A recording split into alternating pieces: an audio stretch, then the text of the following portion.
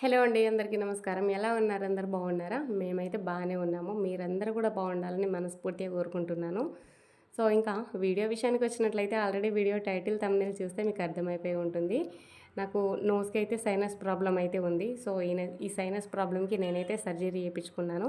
ఈ సర్జరీలో నేనేం ఫేస్ చేశాను, నాకేం జరిగిందనేది క్లియర్‌గా ఈ వీడియోలో అయితే చెప్తాను. సో, ఇంట్రెస్ట్ ఉన్న వాళ్ళే వీడియో ఎండింగ్ వరకు చూసి, వీడియో నచ్చితే వీడియోని లైక్ చేసి ఛానల్‌ని సబ్స్క్రైబ్ చేసుకోవడం అస్సలు మర్చిపోద్దు.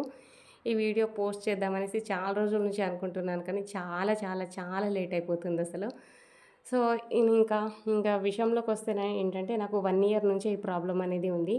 సరే, 1 ఇయర్ ఈ ప్రాబ్లమ్ రాగానే నేను డాక్టర్ దగ్గరికెళ్తే అక్కడ డాక్టర్స్ ఏం చెప్పారు, "నీకు ఈ ప్రాబ్లమ్ చాలా రోజుల నుంచి ఉంది. కాకపోతే నీకు తెలియట్లేదమ్మా.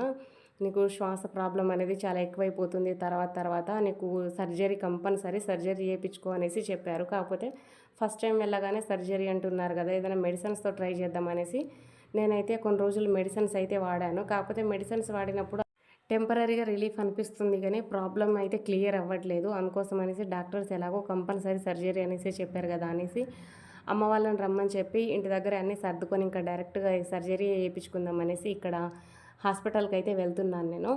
సో, అక్కడ ఈఎన్‌టీ హాస్పిటల్‌కెళ్ళిన తర్వాత డాక్టర్స్ వాళ్ళు చెప్పారు కదా! "నువ్వు రాగానే సర్జరీ అంటే అట్లా కుదరదమ్మా. సో, ముందు రోజే వచ్చి బ్లడ్ టెస్ట్‌లు, ఈసీజీ లాంటివనేవి చాలా ఉంటాయి.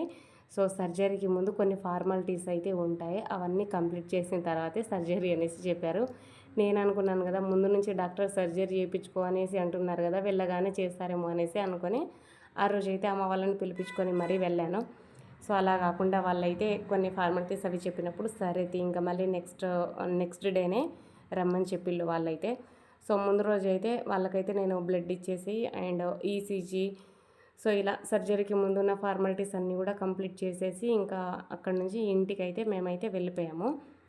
నాకు ఈ ప్రాబ్లమ్ వచ్చినప్పుడు నేను నేచురల్‌గానే తగ్గించుకుందాం అనేసి యూట్యూబ్‌లో అన్ని వీడియోలు చూడడం, అన్నీ ట్రై చేయడం అండ్ ఆయుర్వేదిక్ మెడిసిన్స్ చాలా వరకు ఎన్ని రకాలు ట్రై చేయాలో అన్ని రకాలుగా, అన్ని విధాలుగా అయితే ట్రై చేశాను. కానీ నాకు చివరికి అయితే నైట్ టైం పడుకున్నప్పుడు అనేది ఆయాసం అనేది ఎక్కువైపోతుంది. సో, ఈ ఉన్న ప్రాబ్లమ్ కాస్త ఇంకో ప్రాబ్లమ్ తెచ్చిపెడుతుందా ఏంటి అనే ఆలోచనలతో వెంటనే కూడా ఇంకా హాస్పిటల్‌కి పరిగెత్తుకుంటూ ఇక సర్జరీ కోసం అయితే వెళ్ళాను నేను. సో, ఫైనల్లీ ఇంకా సర్జరీ డే అన్నట్టు ఇదైతే. సో, ఆ రోజైతే హాస్పిటల్‌కైతే వెళ్ళినప్పుడు మా అన్నయ్య, మా వదిన వీళ్ళిద్దరు గూడా నాకు తోడుగా కొద్దిగా ధైర్యంగా అయితే వచ్చారు. సో, నేను వెళ్ళినప్పుడు నాతో పాటే గూడా వచ్చేసారు మా అన్నయ్య, మా వదిన గూడా. సో, మస్తు టెన్షన్ అయితాంది. మస్తు భయమైతాంది. సో, ముందు రోజు వెళ్ళినప్పుడైతే ఏం అనిపియలేదు గానీ, ఎందుకో నెక్స్ట్ డే ఇంకాసేపయితే సర్జరీ అవుతుంది నాకు అనేసి అనుకోగానే నాకు ఆటోమేటిక్‌గా ఫేస్ అంతా డల్ అయిపోయి మస్తు టెన్షన్ అనిపిస్తుంది నాకైతే. ఏం జరుగుతుందా? ఎట్లా చేస్తారా? ఏంటిదనేసి. సో, కొన్ని సైన్స్ అవి చేసేది ఉండే. సో, సైన్ చేసేసి అక్కడ డబ్బులు కట్టేసి మేమైతే ఇటొచ్చేసాము. సో, సర్జరీకి ఇక ఆపరేషన్ థియేటర్ దగ్గరికెళ్ళాలమ్మా అనేసి అనగానే ఇంకా ఫేస్ అయితే నాది ఇంకా అదో రకమైన టెన్షను. ఇంకా మా అన్నయ్య, మా ఆయన, మా వదిన, మా అమ్మ వీళ్ళందరూ కూడా చెప్తున్నారు కదా! "నువ్వు ఇట్లా టెన్షన్ పెట్టుకుంటే నీకు బీపీ డౌన్ అయితది. ఎక్కువ అవ్వడం. ఇలాంటి ప్రాబ్లమ్స్ వస్తాయి. అలాంటప్పుడు మళ్ళీ సర్జరీ పెండింగ్‌లో పెట్టేస్తారు. నీకు అసలే ప్రాబ్లమ్ ఎక్కువైపోతుంది మళ్ళీ డే బై డే. ఏం కాదు" అనేసి అంటున్నారు. ఇక్కడ నా పక్కన కూర్చున్న ఆవిడ వాళ్ళ మనవడికి కూడా సేమ్ ప్రాబ్లమ్ అంట. సో, ఆమె చెప్తుంది, "మా అంత చిన్న పిల్లగాడు సర్జరీ చేపించుకుంటున్నాడమ్మా మంచిగా హ్యాపీగా వెళ్ళి. నువ్వెందుకు టెన్షన్ పడతానవు? ఏం టెన్షన్ పడకు" అనేసి ఆవిడ కూడా నాకు ధైర్యం చెప్తే, వాడు చిన్న పిల్లగాడు కదా! వాడికేం అర్థం కావట్లేదు. నాకన్నీ తెలుస్తున్నాయి కదా! అందుకోసం అనేసే నాకు టెన్షన్ అనిపిస్తుంది. నోస్ అంటే ఎట్లా చేస్తారు? ఏంటిది అసలు అనేసి మస్తు భయమైంది. సో, ఫైనల్లీ ఆపరేషన్ థియేటర్‌లోకి అయితే వెళ్ళి ఆపరేషన్ అయితే చేసేశారు. సో, ఇది నా నోస్‌లో నుంచి తీసింది వాళ్ళు. సో, ఇంకా నెక్స్ట్ ఇంకా ఐసీయూకి షిఫ్ట్ చేసేశారు. ఇక్కడ షిఫ్ట్ చేసిన తర్వాత అస్సలు తల తిరుగుతుంది కదా! ఏమైందో ఏమో అర్థం కాలేదు. నాతో పాటు సర్జరీ చేపించుకున్న వాళ్ళందరూ మామూలుగానే క్యాజువల్‌గానే ఉన్నారు గానీ, నాకే ఘోరంగా అయిపోతుంది. 2 నోస్‌లలో అంటే ముక్కులో మొత్తం దూది పెట్టేశారు. అండ్ తల బాగా తిరుగుతుంది. అండ్ 1 ఇయర్ నుంచి పెండింగ్ పెట్టాను ఈ సర్జరీని కాబట్టి చాలా కొద్దిగా క్రిటికల్‌గానే అయిపోయిందంటున్నారు. అండ్ ఇన్ని రోజుల నుంచి ఇంత ప్రాబ్లమ్ పెట్టుకొని మళ్ళీ నువ్వు న్యాచురల్‌గానే తగ్గించుకుందామని ఎట్లా ట్రై చేసినావమ్మా అనేసి డాక్టర్ కూడా అయితే క్లాస్ తీసుకున్నారు. ఇన్ని రోజులు పెండింగ్ పెడతావా అనేసి అని. సో, ఎవరైనా ఏమైనా ప్రాబ్లమ్ ఉంటే గనక ఫస్ట్ స్టార్టింగ్లోనే చూపించుకొని సాల్వ్ చేసుకోవడం చాలా బెటర్ అనిపించింది. 1 ఇయర్ నుంచి పెండింగ్ పెట్టాను కదా, అనుభవిస్తున్నా. అప్పుడైతే మస్తు అంటే మస్తు పెయిన్ అనుభవించిన. అసలు బాడీలో ఏం జరుగుతుందో కూడా అర్థం కానంత పెయిన్ అనుభవించిన నేనైతే అప్పుడు. అంటే నాకు కొద్దిగా ఎక్కువయిందంట. ఇక్కడైతే మా అన్నయ్య, మా బావ, మా అక్క బావ కూడా వచ్చారు ఆ తర్వాత. సో మా బావ, మా అన్నయ్య ఇద్దరు కలిసి కోతిని ఎట్లా ఆట పట్టిస్తున్నారో చూడండి. ఎలాగో అది గ్రిల్స్ అవతల ఉంది, వీళ్ళు యువతల ఉన్నారు.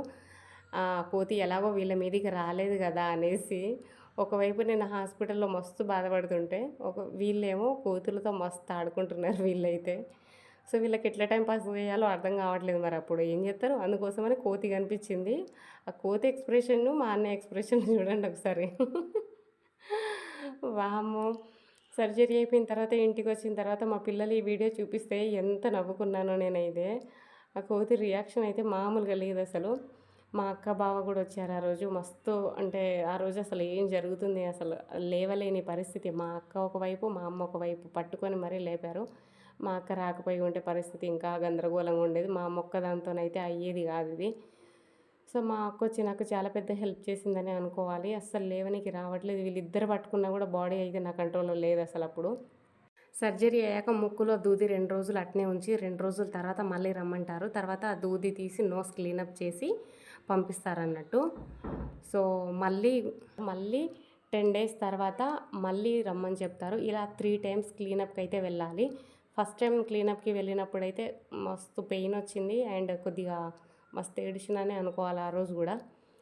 So second time, third time వెళ్ళినప్పుడైతే అంత పెయిన్ ఉండదు, కానీ ఫస్ట్ టైం వెళ్ళినప్పుడైతే మస్తు పెయిన్ అనుభవించిన. ఎవరికైనా ఏమన్నా ప్రాబ్లం వచ్చినా స్టార్టింగ్లోనే చూపించుకొని దానికి సొల్యూషన్ అంటే సర్జరీ అంటే సర్జరీ, మెడిసిన్ అంటే మెడిసిన్ అలా తీసుకుంటే చాలా చాలా బెటర్ అని నా ఫీలింగ్. లేకపోతే నాలాగా ఎవ్వరు ఇంత పెయిన్ అనుభవించకండి. ఓన్లీ సైనస్ ప్రాబ్లం అనే కాదు, మీకు ఏ ప్రాబ్లం ఉన్నా కూడా ఫస్ట్ డాక్టర్కి చూపించుకొని దానికి ఎటువంటి ట్రీట్మెంట్ కావాలో అటువంటి ట్రీట్మెంట్ చేయించుకుంటే చాలా చాలా బెటరు. సో నాలాగైతే తర్వాత అయితే ఎక్కువ పెయిన్ భరించడం లాంటివి అయితే తగ్గుతుంది. ఈ వీడియో చూశాక మీకేమనిపించింది అనేది తప్పకుండా కామెంట్ సెక్షన్లో కామెంట్ చేసి, వీడియో నచ్చితే లైక్ చేయండి అండ్ ఛానల్ని సబ్స్క్రైబ్ చేసుకోండి.